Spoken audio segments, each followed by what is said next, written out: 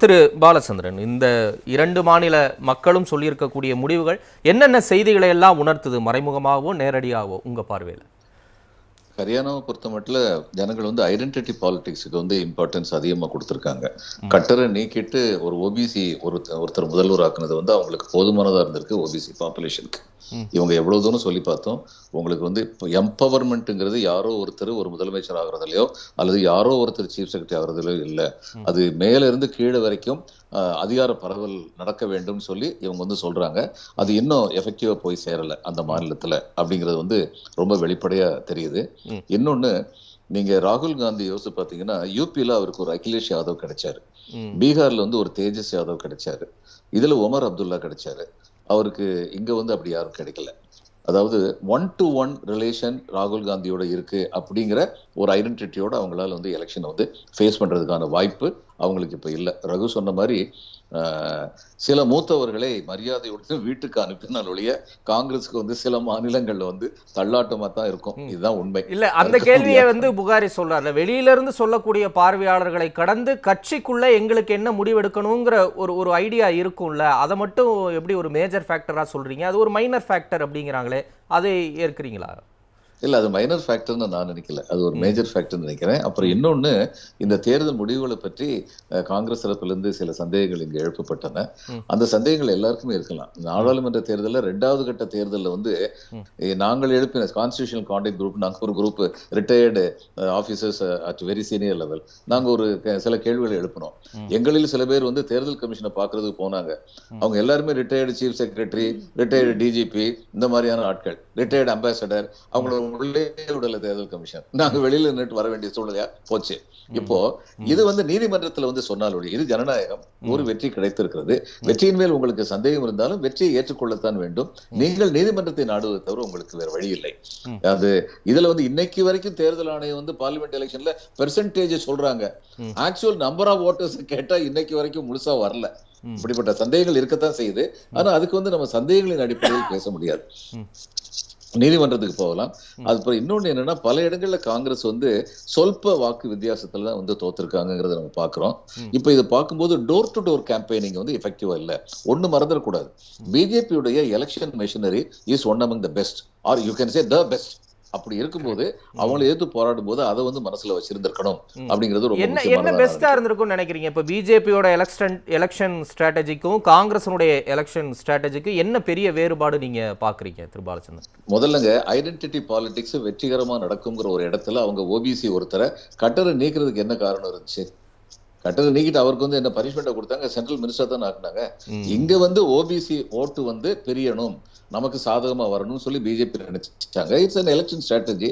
Identity politics பெருசா இருக்கிற இடத்துல அது இப்ப தமிழ்நாட்டுல அது ஒர்க் அவுட் ஆகாது. தமிழ்நாட்டுல வந்து நீங்க வந்து ஒரு ஓபிசி சேர்ந்த ஒருத்தர் இங்க தலைவரா போட்டாலுமே தமிழ்நாட்டுல வந்து முதல்ல என்ன கேட்பாங்க, இவரு எங்களுடைய இதை வந்து ஓபிசி எம்பவர்மெண்ட்டை ஏத்துக்கிறாரா இல்லையா அப்படிங்கிற கேள்வி இங்க கேட்பாங்க. கர்நாடகால கேக்குறாங்க, கேரளால கேக்குறாங்க. ஆனா ஹரியானால அந்த அளவுக்கு கேட்கிற அளவுக்கு இன்னும் வந்து மக்களுடைய எண்ண போக்கு அது மாதிரி இல்லை. அவங்க வந்து தங்களை சேர்ந்த ஒருத்தர் வந்து முதல்வரா போட்டிருக்காங்களே, அவங்க சந்தோஷப்படுறாங்கிறத இவங்க வந்து உணர்ந்திருக்கணும். இன்னொன்னு, யோகேந்திர யாதவ் 1.5 வருஷத்துக்கு முன்னாடி சொன்னாரு, எப்ப எலெக்ஷன் வந்தாலும் நான் சட்டமன்றத்துக்கு வந்து ஹரியானால வந்து காங்கிரஸ் தான் ஜெயிக்கணும்னு. இப்ப அது உண்மையா இருந்தா சரி, இவங்க பாதிக்கு பாதி நாடாளுமன்றத்தில் வந்து இவங்க ஜெயிச்சிருக்க மாட்டாங்களே பிஜேபி. அதே வந்து இவங்களுக்கு ஒரு எச்சரிக்கையை கொடுத்திருக்கணும்.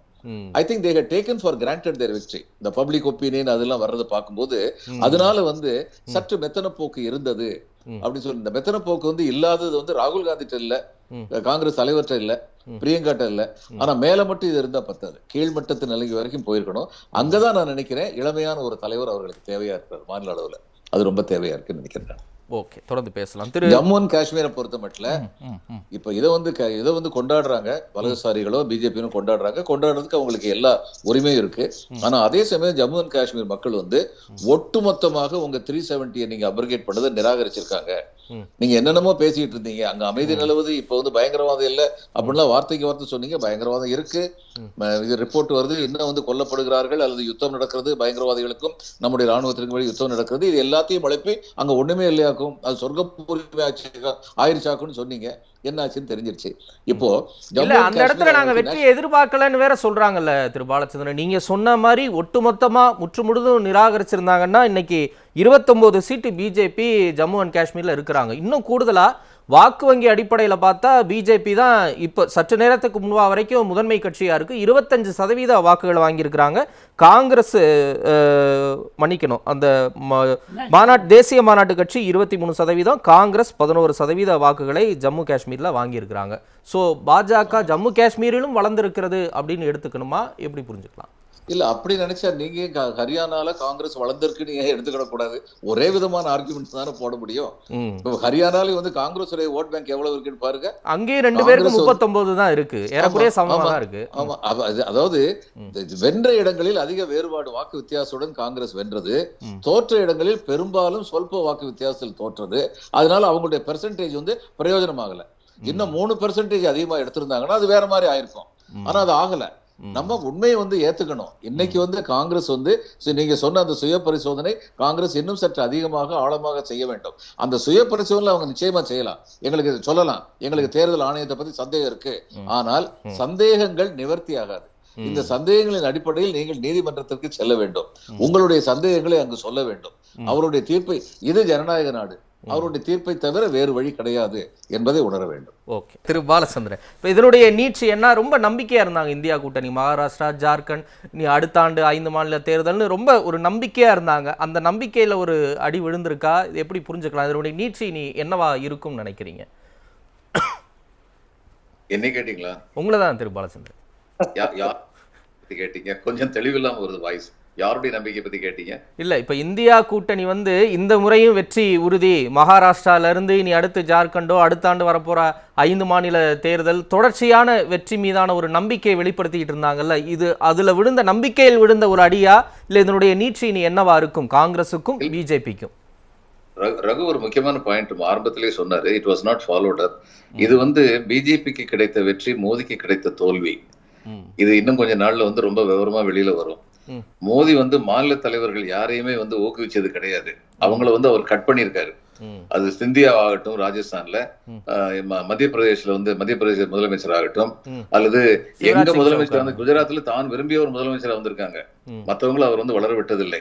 ஆனா இப்ப வந்து இந்த தேர்தலில் மோடி அவர்கள் முழு மூச்சுடன் ஹரியானாவில் ஈடுபடவில்லை என்பது எல்லாருக்குமே தெரியும். இந்த வெற்றி வந்து ஹரியானாவில் இப்பொழுது முதலமைச்சராக இருப்பவருக்கும் பிஜேபிக்கும் கிடைத்த வெற்றி. இதனால என்ன ஆகும்னா, within BJP Modi is going to become weaker. அவங்களுக்கு இடையில இது வரைக்கும் பேச முடியாம இருந்தவங்க, பிஜேபியில மோடி எடுத்து பேச முடியாம இருந்தவங்க இப்ப தைரியப்பட போறாங்க. இதெல்லாம் இன்னும் கொஞ்சம் மாதங்கள்ல வந்து வெளிவர போகுது. இதனால வந்து இவங்களுக்கு வந்து நம்பிக்கை இழக்க தேவையில்லை. இவங்க செஞ்ச சில மிஸ்டேக்ஸை ரெக்டிஃபை பண்ணணும். பிஜேபியுடைய மிகப்பெரிய திறமை என்னவென்றால், ஒரு தேர்தலில் பின்னடைவு ஏற்பட்டால், ஏன் பின்னடைவு ஏற்பட்டது? கர்நாடகால வந்து அவங்க அசம்பிளி வந்து அவங்க கையை விட்டு போயிருச்சு. எதனால போச்சு? லிங்காயத்தை நம்ம வந்து சரியா நடத்தல. லிங்காயத்து ஒருத்தர் இவங்ககிட்ட இருந்து வெளியில போய் காங்கிரஸ்ல போய் எம்எல்சி ஆனவர், மறுபடியும் அவரை கூட்டு வந்துட்டாங்க. அவர் வந்து வெறுத்து போனவர் மறுபடியும் கூட்டு வந்துட்டாங்க. அதனால வந்து அந்த இதுல வந்து கேனரிஸ் ரீஜன்ல மறுபடியும் லிங்காயத்து ஓட்டு வந்து அதிகமா இவங்களுக்கு கிடைச்சது. இது வந்து இவங்க வந்து மனசுல வச்சுக்கணும்.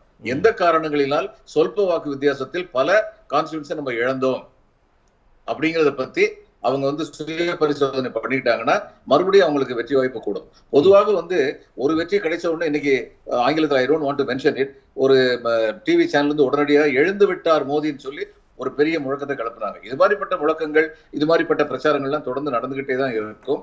ஆனால் இந்த யூபியிலையும் பீகார்லயும் உள்ள அந்த உணர்வு மற்ற மாநிலங்கள்ல பரவணும். இன்னைக்கு பீகார்ல வந்து அவங்க கம்மியான கான்ஸ்டிட்யூன்சிஸ் வாங்கியிருக்கலாம் இந்தியா கூட்டணி.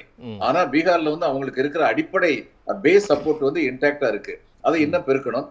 கிரவுண்ட் ஒர்க் இன்னும் அதிகமா பண்ணணும். அது ரொம்ப தேவை. ராகுல் முகத்தையும் இவர் முகத்தையும் மட்டும், பிரசிடென்ட் முகத்தையும் பிரியங்கா முகத்தையும் மட்டும் காட்டிட்டு இருந்தா பத்தாது. அதுக்கும் கீழே இவங்க பாக்குற அளவுக்கு வேலை போடணும். அதுக்கு செகண்ட் வாட் ரகு சைட், இவங்க வந்து இளைஞர்களை வந்து கொண்டு வரணும். ஏன் மத்திய பிரதேசல வந்து ஹரியானால வந்து இளைய தலைமுறை வந்து இவ்வளவு தூரத்துக்கு வெடிப்பாக வேலை செய்யக்கூடிய தலைமுறை இல்லையா? நிச்சயமா இருக்காங்க. அதனால பெரியவங்களுக்கு வந்து கொண்டு போய் சொல்லணும். இது காங்கிரசுக்கு காலத்தின் கட்டாயம். அவ்வளவுதான். நன்றி.